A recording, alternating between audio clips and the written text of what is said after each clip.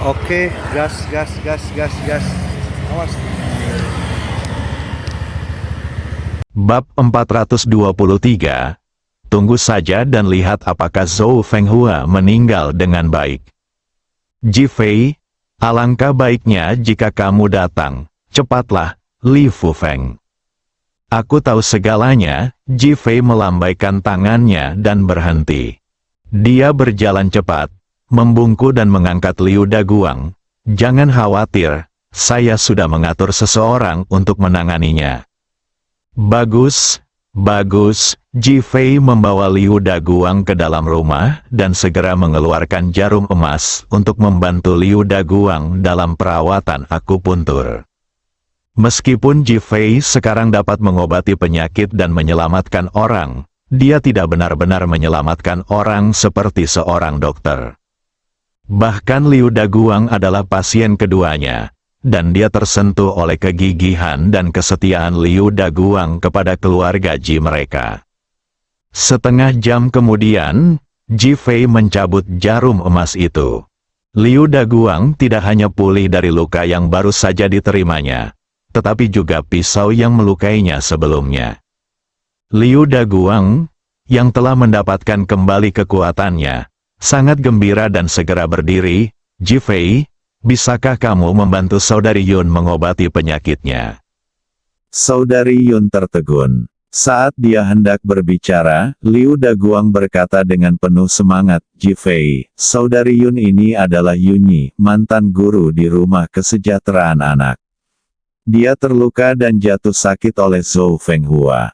Perkenalkan secara langsung, Daguang, penyakitku sudah lama dan tidak bisa disembuhkan, jadi jangan ganggu Ji Fei, baik-baik saja. Saudari Yun sangat senang melihat Liu Daguang pulih, tetapi dia tidak peduli dengan dirinya sendiri. Ji Fei baru saja mendengar percakapan kedua orang itu dan mengetahui bahwa mereka berdua memiliki perasaan yang mendalam terhadap keluarga Ji.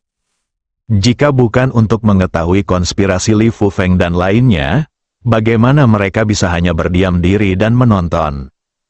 Sekarang, saya mendengar bahwa dia disakiti oleh Zhou Fenghua, dan saya bahkan lebih tersentuh.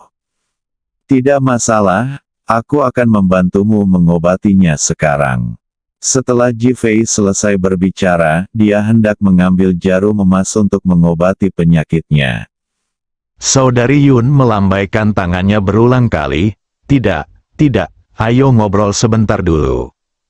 Dia melangkah maju dan meraih Ji Fei, memandang anaknya seperti orang tua yang baik hati dengan senyuman di matanya. Dia benar-benar mirip Direktur Ji. Matanya sangat mirip dengan mata Suster Zhao. Senang sekali dia masih bisa hidup dengan baik. Saat Sister Yun berbicara, air mata mengalir di matanya. Namun, ada senyuman yang menggantung di sudut matanya, senyuman tulus yang datang dari hati.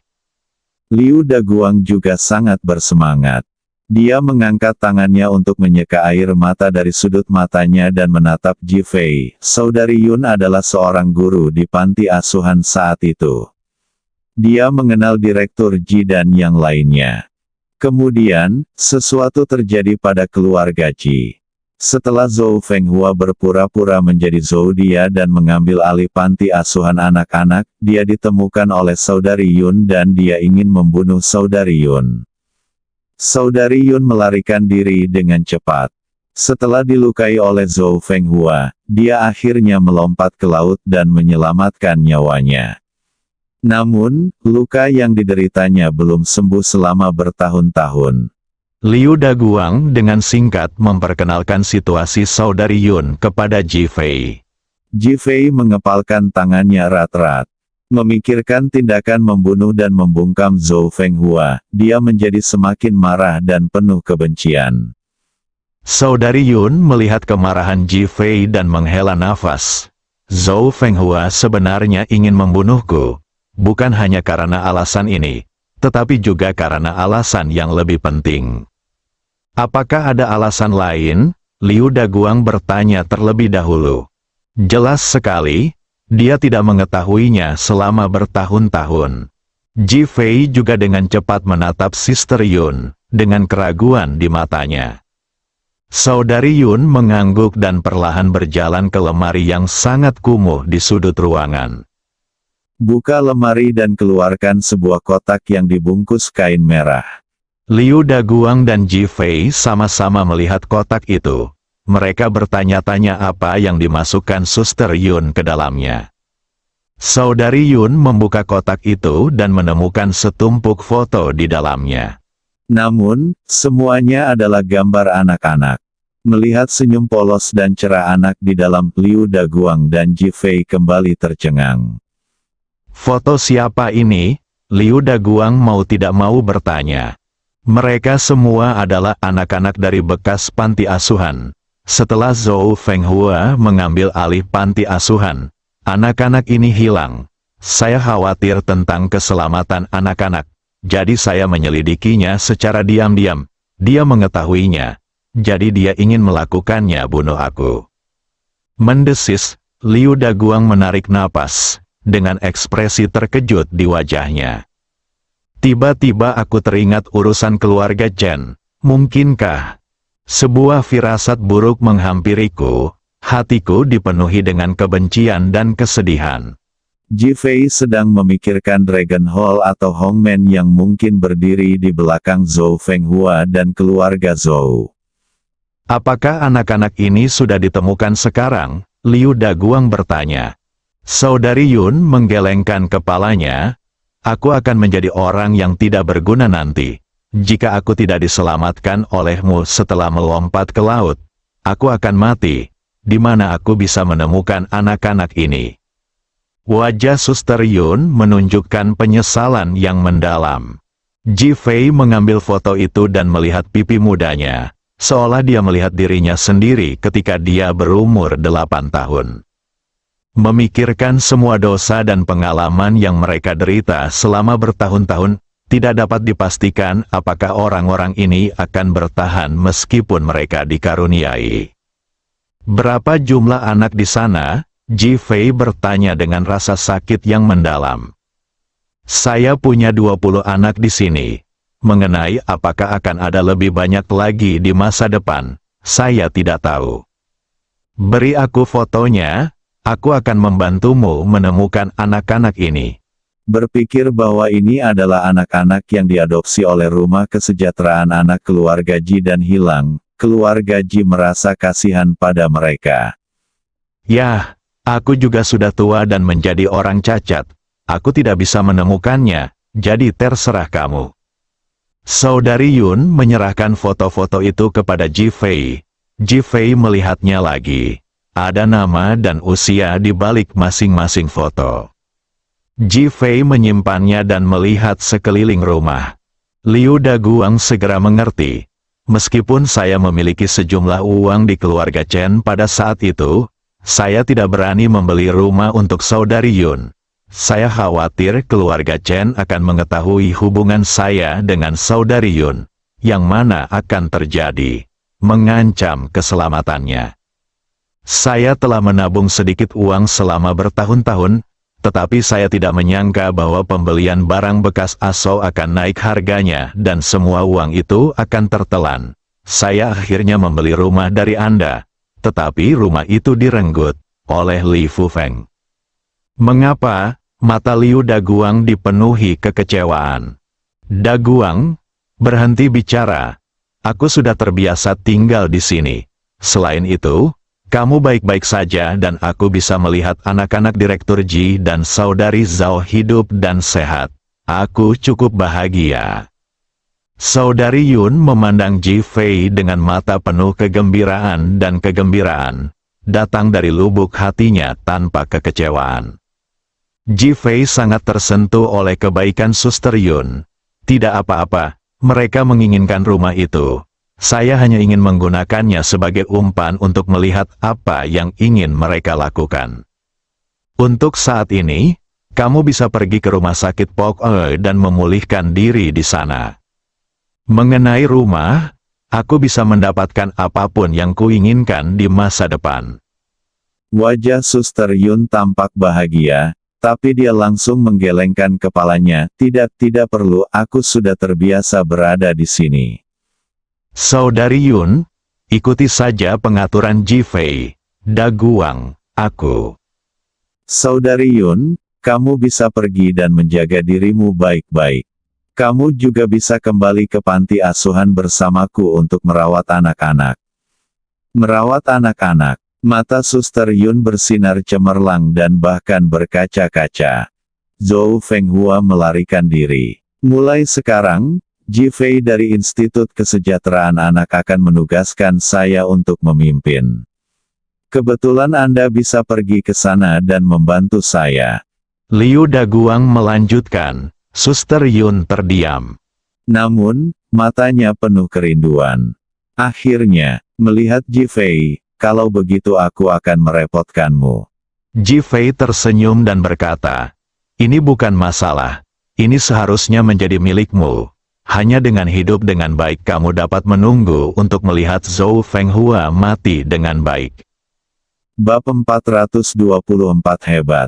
Ayah, aku sudah mendapatkan kunci kamar 444 di gedung 44. Li Fufeng memandang ayahnya dengan penuh semangat dan berkata, Li Boli kini telah kembali ke gayanya yang dulu, mengenakan kemeja putih, celana panjang hitam, dan sepatu kulit. Seluruh tubuhnya memancarkan aura atasan yang kuat.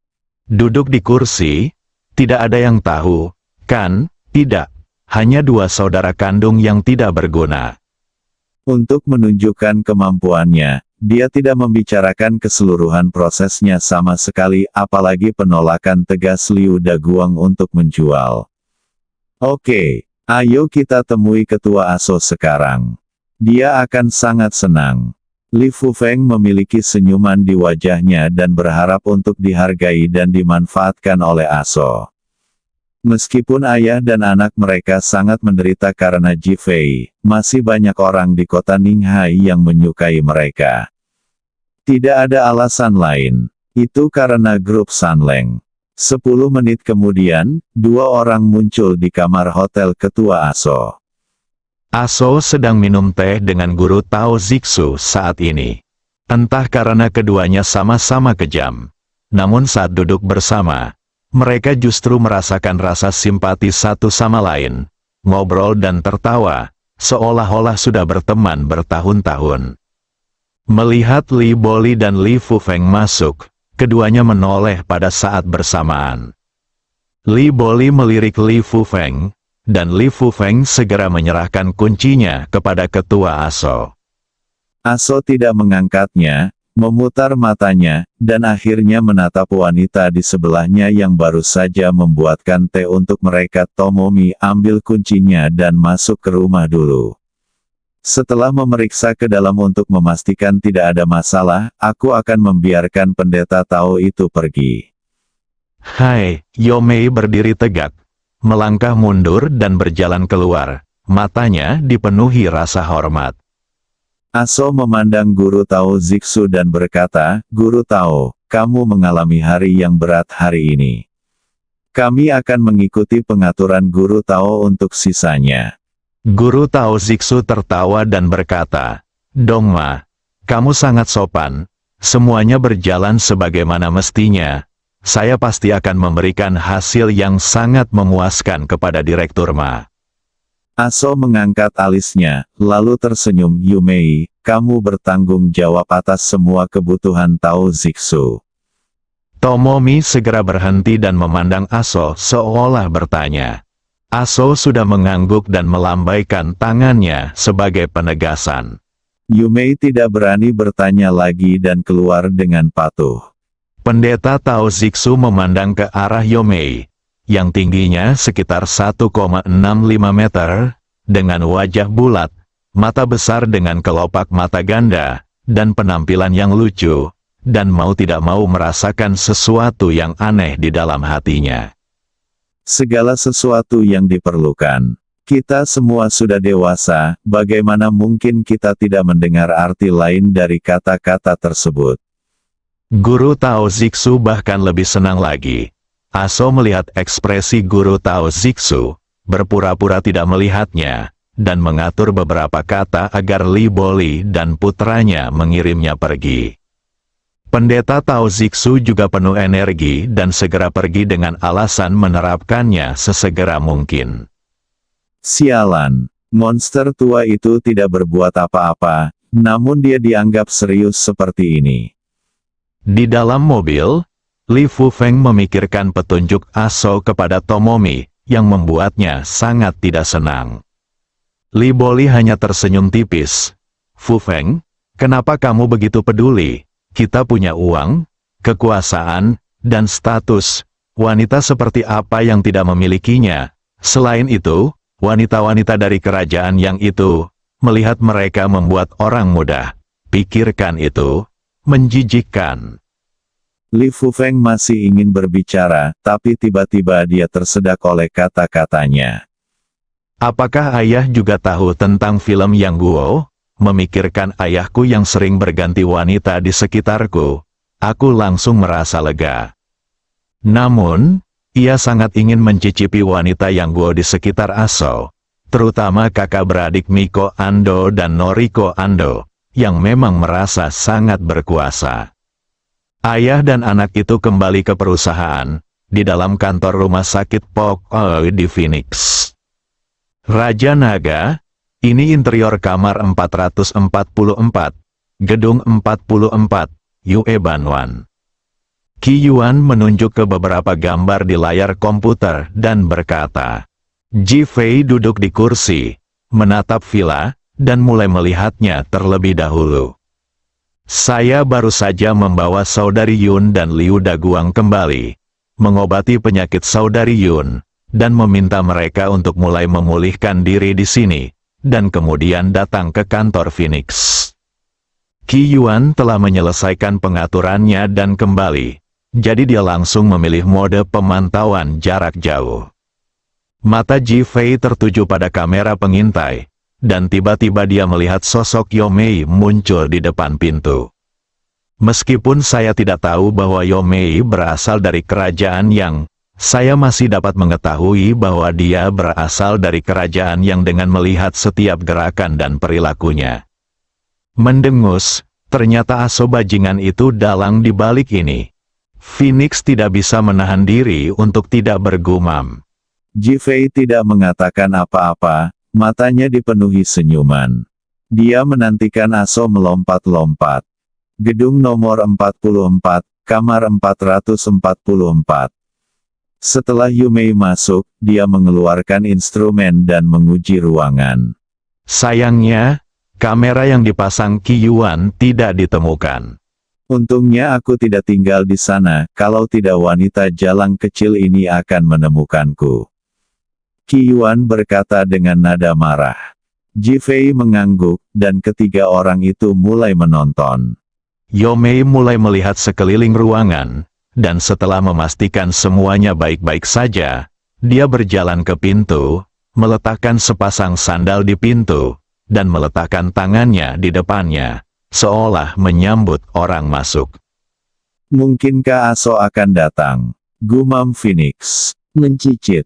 Begitu dia selesai berbicara, pintu terbuka, dan guru Tao Zixu muncul di pintu. Tao tua, seru Qi Yuan.